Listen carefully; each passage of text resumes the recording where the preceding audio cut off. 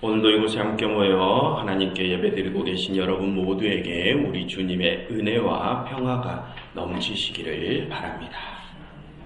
오늘은 대림절 두 번째 주일입니다. 지난주에 말씀드린 바처럼 이 대림절은 예수님의 초림을 기억하고 재림을 기다리는 기간이라고 했습니다. 그래서 오늘은 예수님의 탄생 이야기를 살펴보면서 우리가 다시 오실 주님을 어떻게 기다려야 하는지에 대해서 살펴보려고 합니다. 여러분, 예수님의 탄생 이야기는 마태복음과 누가복음에 기록되어 있습니다. 그 중에서 오늘은 누가복음에 기록된 예수님의 탄생 이야기를 살펴볼 텐데요. 이 누가복음의 탄생 이야기에 관하여는 우리가 몇 해 전에 살펴본 바가 있습니다. 그때는 2장의 탄생 이야기를 세 분에서 살펴봤지만 오늘은 그 탄생 이야기 전체를 한 번에 묶어서 살펴보면서 그 전체 이야기가 전해주는 메시지를 한번 들어보려고 합니다. 그러니 예전의 내용이 기억나시는 분들도 다시 한번 복습한다고 생각하시면서 오늘의 본문을 묵상해 보시기를 바랍니다. 먼저 오늘의 본문의 구조와 줄거리를 함께 보겠습니다. 여러분, 오늘의 본문은 세 단락으로 나누어져 있습니다. 첫 번째 단락은 1절부터 7절로 예수님께서 탄생하시는 장면입니다. 그리고 두 번째 단락은 8절부터 20절로 예수님의 탄생이 목자들에게 알려지는 장면이죠. 그리고 마지막으로 세 번째 단락은 21절 한 절로 아기 예수님께 할례가 행해지고 예수라는 이름이 붙여지는 단락입니다. 이처럼 예수님의 탄생 기사는 총 세 장면으로 나누어져 있습니다.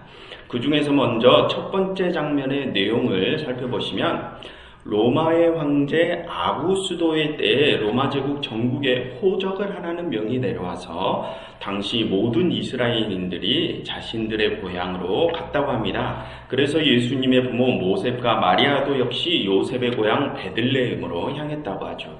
그런데 베들레헴에 도착해 보니 사람들이 많아 요셉과 마리아가 방을 구하지 못했다고 합니다. 그런데 하필이면 그날에 마리아가 해산하게 되어 어쩔 수 없이 마국간 구유에서 아기 예수님을 낳을 수밖에 없었다고 합니다. 그 장면이 첫 번째 단락입니다. 그리고 두 번째 장면의 내용은 이렇습니다. 밤중에 목자들이 들녘에서 양을 치고 있는데 갑자기 큰 영광이 그들을 감싸더니 그들에게 천사들이 나타나 큰 기쁨의 소식을 전합니다. 그 소식은 오늘 다윗의 동네에 세상의 구원자께서 탄생하셨다는 소식입니다. 그리고 그 천사들은 목자들에게 너희가 그곳에 가서 한 아기를 볼 것인데 그 아기가 강보에 쌓여 구유에 놓여 있는 것을 보면 그 아기가 세상의 구원자임을 알라 합니다. 천사들은 그 말을 전한 후에 높은 곳에서는 하나님께 영광이요 땅에서는 하나님이 기뻐하시는 사람들 중에 평화로라 라고 찬양하며 사라집니다. 천사를 만난 후에 목자들은 베들레헴으로 향하죠. 그리고 그곳에 가서 자신들이 천사들을 통하여 듣고 보았던 일들을 그곳에 모인 사람들에게 전합니다.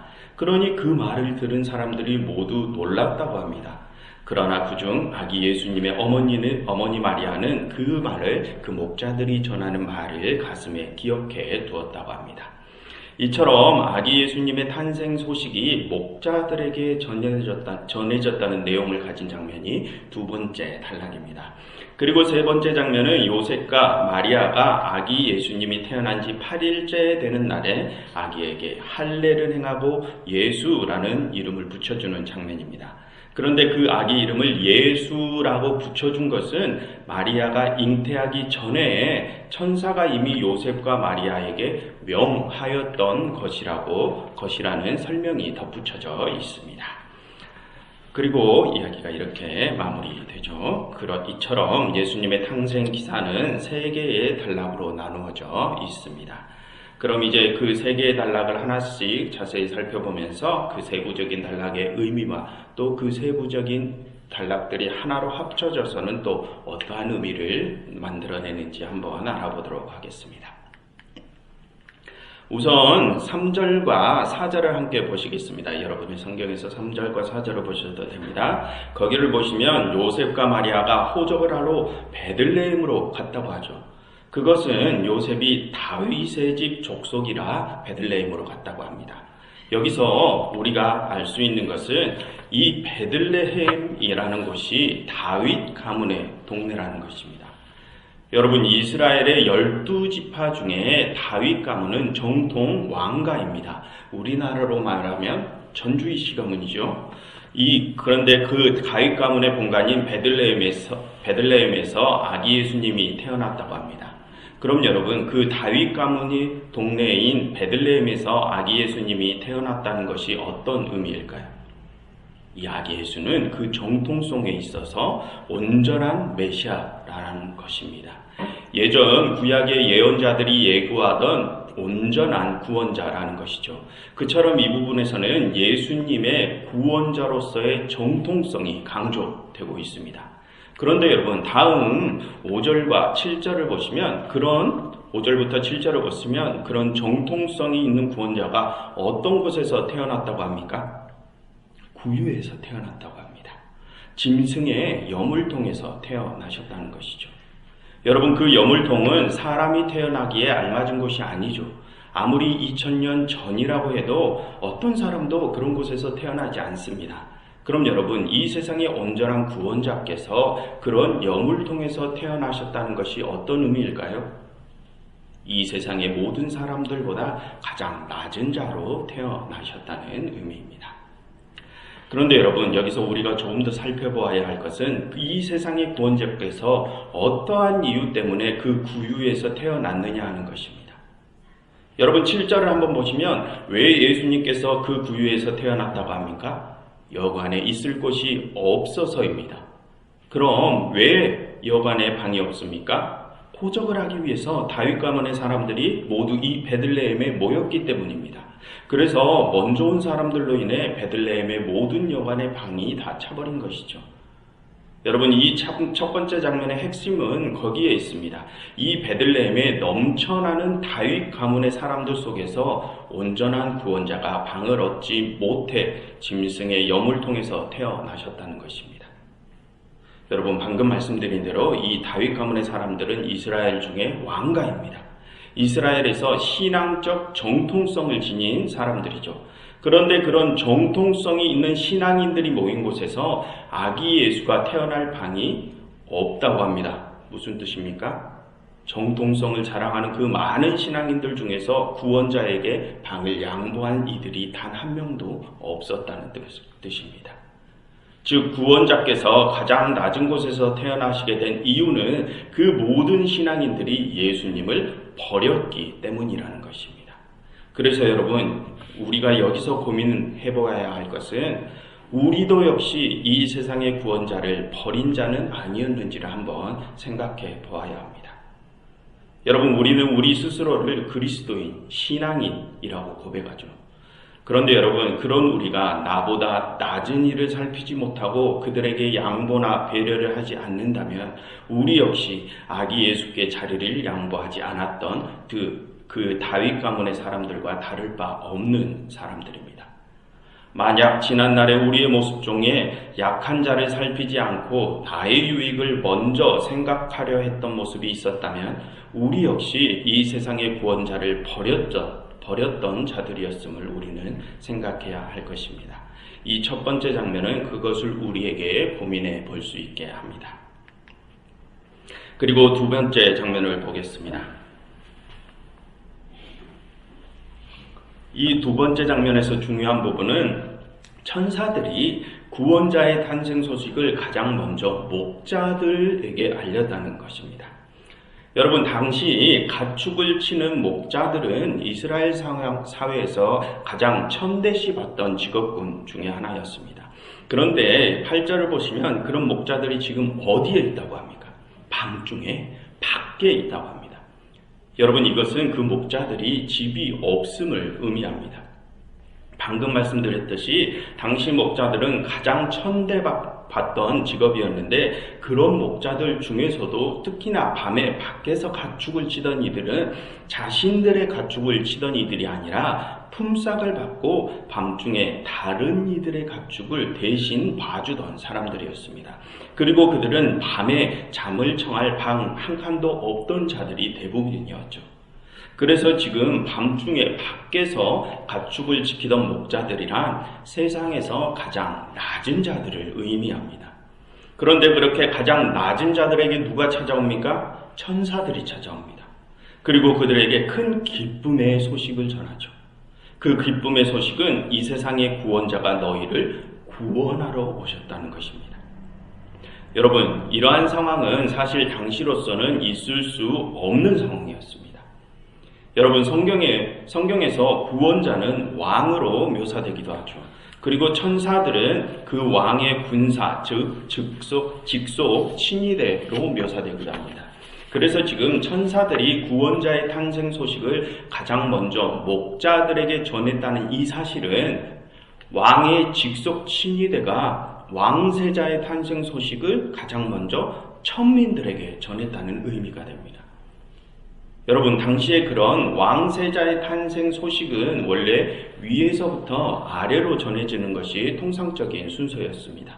새로운 왕이 태어나면 그 소식이 왕과 사람들에게 먼저 알려지고 그 다음에 조정의 관료들이나 귀족들에게 알려지고 그 후에 남은 양반들, 그리고 그 다음에는 평민들, 그리고 맨 나중에 천민들의 순으로 소식이 전해져야 하는 것이 당시의 통상적인 순서였죠. 그런데 그 순서가 무시되고 천민 중에 천민, 가장 낮은 자들에게 그 소식이 먼저 주어집니다. 그래서 여러분 17절과 18절 한번 보십시오. 거기를 보시면 목자들이 아기 예수님이 태어나신 곳에 가서 그 소식을 전하니 그곳에 있는 모든 자들이 어떤 반응을 보였다고 합니까? 모두 놀랍게 여겼다고 합니다. 여러분, 거기서 그들이 놀라는 이유는 이 아기가 예고된 메시아이기에 놀란 것이 아닙니다. 그들이 놀란 이유는 천한 목자들이 와서 지금 메시아의 탄생 소식을 알렸다는 것에 놀란 것입니다. 여러분, 이 예수님의 탄생기사 앞에 1장을 한번 보시면 구세주가 태어날 것이 이미 예수님의 부모 요셉과 마리아에게 예고되어 있음을 알 수 있습니다. 그리고 또 그들을 통하여 세례 요한의 부모 사가랴와 엘리사벳도 그것을 알게 되었고요. 그래서 지금 이 아기 예수가 누워 계신 구유 옆에 모인 사람들은 이미 이 아기가 그 예고된 메시아임을 알고 있었을 것입니다. 그래서 지금 거기에 모인 이들은 이 아기 예수가 세상의 구원자라는 것에 놀란 것이 아니라 천사들이 그 구원자의 탄생 소식을 가장 먼저 가장 천한 목자들에게 공포하였다는 것에 놀란 것입니다. 그런데 여러분, 여기서 유의할 것은 천사들이 1장에서 요셉과 마리아에게 태어날 아기가 구원자가 될 것임을 예고했던 것과 지금 2장에서 천사들이 목자들에게 구원자의 탄생 소식을 공포한 것은 그 의미가 다르다는 것을 우리가 유의해야 합니다. 여러분, 9절과 그리고 13절, 14절을 보시면 천사들이 목자들에게 나타날 때 큰 영광이 그들에게 드리웠다고 하고 천군 천사들이 하나님께 영광을 돌리며 찬양했다고 하죠.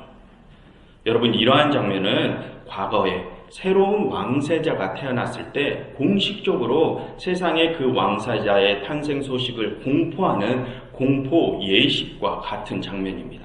왕궁의 모든 사람들이 모여있고 악당들도 모이고 새 왕세자의 탄생 소식을 그들 앞에 공포하는 또는 축하하는 축하연이 벌어지는 장면이죠. 그런데 그런 사건이 세상의 가장 천한 사람들 앞에서 가장 먼저 이루어졌다고 합니다. 무슨 뜻일까요? 지금 태어난 이 구원자는 그렇게 가장 천한 자들을 위한 구원자라는 것입니다. 그래서 11절을 보시면 11절에서 천사들이 목자들을 향하여 뭐라고 합니까? 오늘 다윗의 동네에 너희를 위한 구원자가 나셨다라고 했던 것입니다. 즉 이 구원자는 낮고 천한 자들을 구원해 주실 분이라는 것이죠. 그리고 여러분, 여기서 우리가 또 관심을 가져야 할 부분이 있습니다.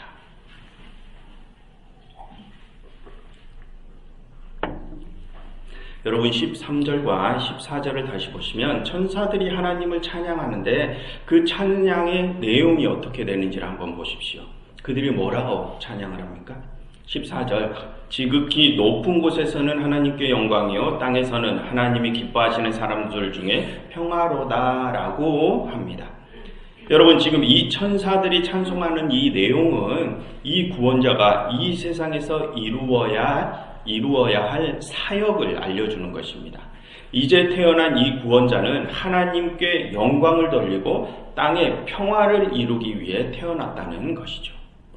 여러분, 이제 이 구원자는 두 가지 사역을 해야 합니다. 하나는 하나님께 영광을 돌리는 일이요, 다른 하나는 세상의 평화를 이루는 일입니다. 그런데 여기서 우리가 유의해야 할 것은요, 그 두 가지의 사역이 서로 다른 사역이 아니라 하나의 사역이라는 것입니다. 여러분, 14절을 다시 보시면 먼저 하나님께 영광이 나오고 그 다음에 땅의 평화가 나오죠. 그래서 우리는 흔히 이런 오해를 합니다. 예수님의 사역의 최종적인 목적은 하나님께 영광을 돌리는 것이 최종적인 목적이고 땅의 평화는 그 다음이다, 이렇게 오해를 하는 경우가 있습니다. 그와 같은 맥락으로 예수님께서 말씀하신 가장 큰 계명, 하나님 사랑과 이웃 사랑에 대해서도 하나님 사랑이 먼저고 그 다음이 이웃 사랑이다 라고 오해를 하는 경우가 있습니다. 그런데 여러분, 그것이 아닙니다. 여러분, 이 신약은 어떤 언어로 기록이 되어 있습니까? 헬라어로 기록이 되어 있습니다. 그 근본이 라틴어 계열이라는 것입니다. 그런데 그 라틴어 계열에서 하나님의 영광과 땅의 평화처럼 무엇과 무엇으로 연결된 문장은 앞의 내용과 뒤의 내용의 순서를 뜻하지 않고 앞의 내용과 뒤의 내용이 그 성질에 있어서 동격임을 나타내는 것입니다. 영어도 마찬가지지 않습니까? and로 이어지는 것은 앞과 뒤에가 그 성질이 동격이라는 것이죠.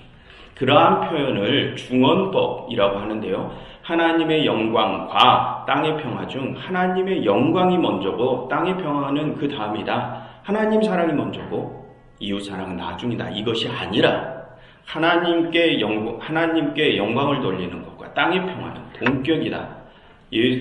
하나님 사랑과 이웃 사랑은 같은 것이다. 이런 의미입니다. 그래서 지금 천사들이 알리는 예수님의 두 가지 사역은 예수님께서 땅의 평화를 이루심으로 하나님께 영광을 돌리는 것이다. 이 뜻을 나타내 줍니다.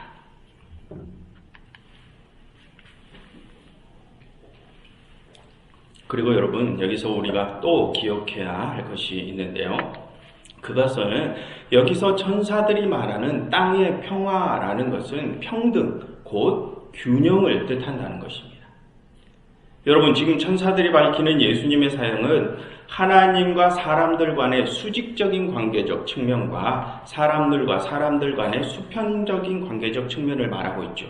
그런데 그중 수평적인 관계의 측면에 대해서 잠깐만 말씀을 드리면, 여러분, 이 세상에는 사회적 계급이라는 것이 존재하죠. 지금 현재에는 그것이 없어졌다고는 하지만 눈에 보이지 않게 그러한 계급들이 존재하지 않습니까? 더군다나 고대에는 그 계급이 법으로 정해져 있었습니다. 그런데 여러분, 이 성경을 보면 마지막 하나님의 나라에서는 그 계급의 전복이 일어난다고 하지 않았습니까? 높은 자는 낮아지고 낮은 자는 높아진다. 먼저 된 자는 나중되고 나중된 자는 먼저 된다라는 이런 전복에 대한 개념을 말합니다. 그런데 여러분, 여기서 우리가 또 오해하면 안 되는 것이 그러한 전복이 위치의 자리 바꿈을 말하는 것이 아니라는 것입니다.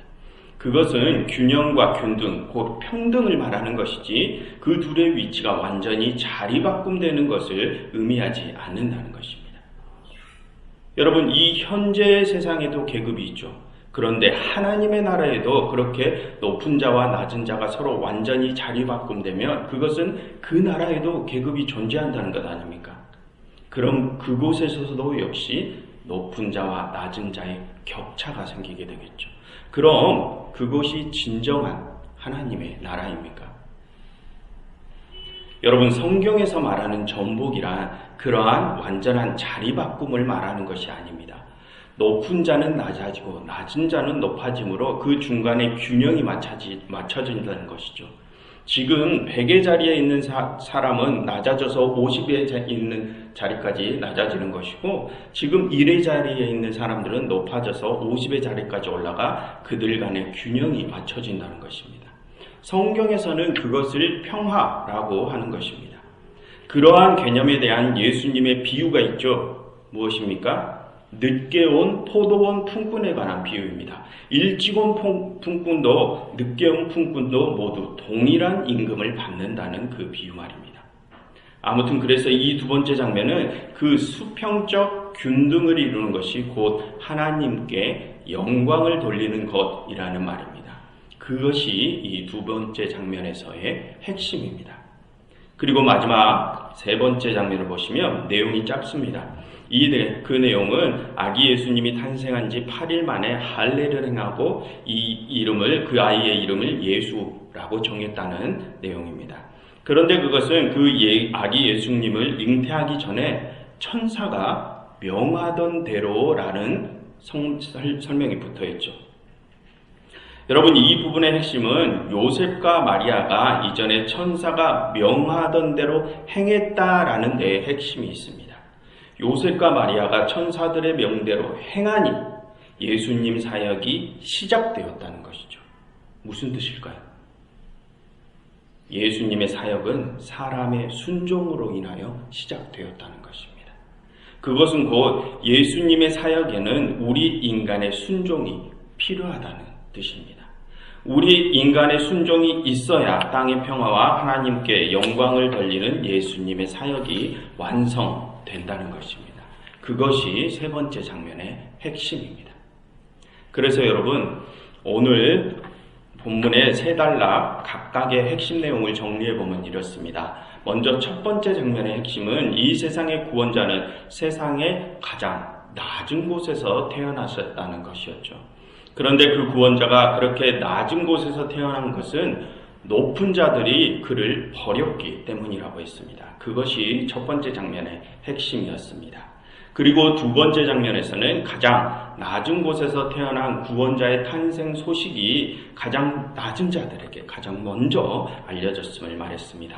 그것은 곧 이 세상의 구원자는 낮은 자들을 위한 구원자임을 말해주었죠. 그리고 또 두 번째 장면에서는 그 구원자는 이 땅의 평화를 이룸으로 하나님께 영광을 돌리기 위해 오셨음을 말했습니다.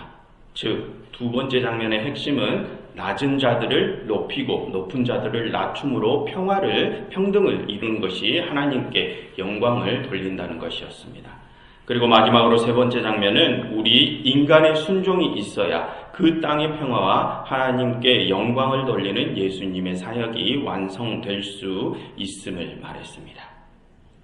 그럼 여러분, 오늘 본문의 전체적인 내용을 통해서 우리는 무엇을 생각할 수 있습니까? 이 땅의 평화를 이룸으로써 하나님께 영광을 돌리는 예수님의 사역에는 우리의 순종이 필요하다는 것입니다. 그런데 그 순종을 우리가 어떻게 해야 한다는 것입니까?